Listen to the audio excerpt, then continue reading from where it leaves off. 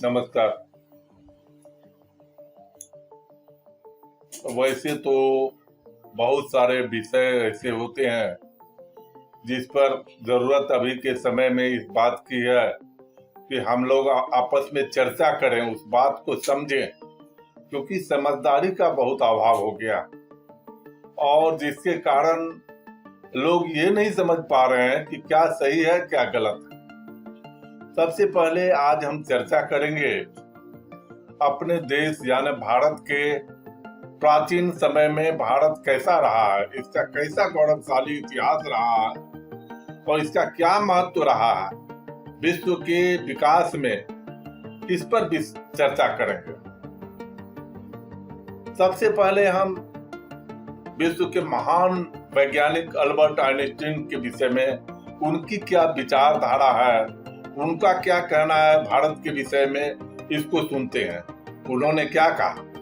उन्होंने कहा कि भारतीयों ने हमें गणना सिखाया, इसके बिना कोई भी वैज्ञानिक खोज नहीं की जा सकती थी। बताइए कितने महत्वपूर्ण बात उन्होंने कही है।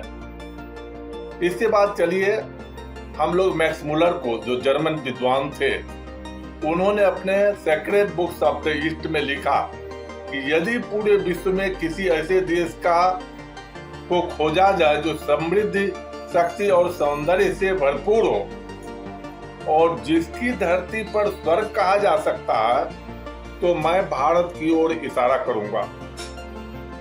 जर्मन विद्वान मैक्स मुलर कोई साधारण विद्वान नहीं थे।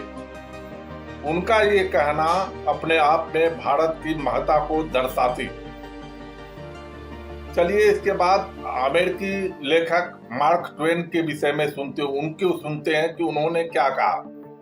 उन्होंने कहा कि भारत मानव जाति का उद्गम स्थान है, इतिहास की जननी है, मानव जाति के सबसे मूल्यवान और निर्णायक तत्वों का खजाना भारत ही है। अब देखिए दूसरे अमेरिकी विद्वान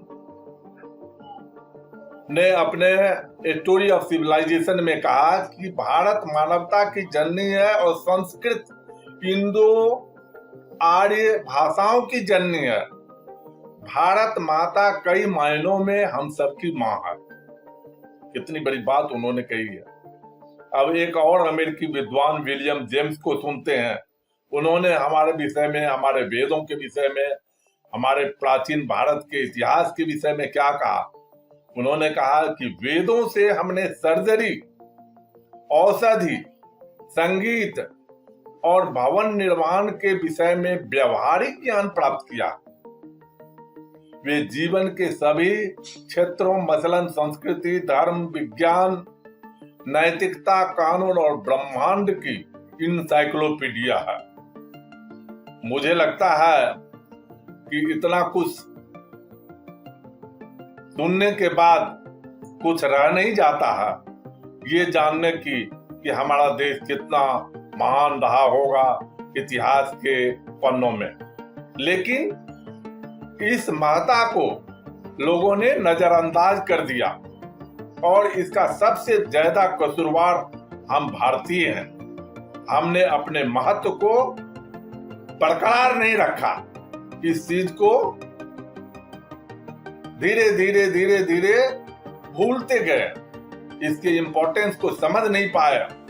आज विश्व के जितने भी एडवांस कंट्री हैं, वे ज्यादातर ज्ञान हमारे पौराणिक भारत के जो भी अभिलेख रहे हैं, जो भी पुस्तकें रहे हैं, उससे लेकर के उन्होंने बहुत सारे रिसर्च किया और इतना आगे बढ़ा।